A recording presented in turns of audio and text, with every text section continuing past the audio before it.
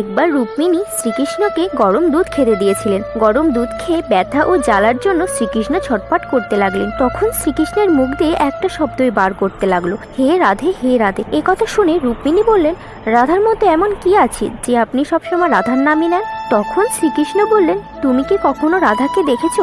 পরের দিন রুক্মিণী রাধাকে দেখতে গেলেন। রাধার ঘরের বাইরে অপরূপা এক সুন্দরীকে দেখে রাধে বলে তার চরণ স্পর্শ করতে গেলেন। তখন সুন্দরী মহিলা বললেন, কে আপনি? তখন রুক্মিণী তার আসার কারণ বললেন। সুন্দরী মহিলা বললেন, আমি রাধার দাসী। তখন রুক্মিণী সুন্দরী দাসীকে দেখে ভাবলেন, দাসী এত সুন্দরী, তবে রাধা কেমন সুন্দর হবে। এরপর রাধার কাছে পৌঁছালেন। রাধাকে দেখে রাধার চরণ স্পর্শ করলেন, কিন্তু রাধার শরীরে ফুসকা দেখে রাধাকে প্রশ্ন করলেন। রাধা উত্তর দেয়, শ্রীকৃষ্ণ যখন গরম দুধ খেয়ে হে রাধে বলছিলেন, তখন সব ব্যথা ফোসকা আমার শরীরে এসে গিয়েছে। এটা তখনই সম্ভব যখন আপনি কারো হৃদয়ে বাস করবেন। রাধে রাধে।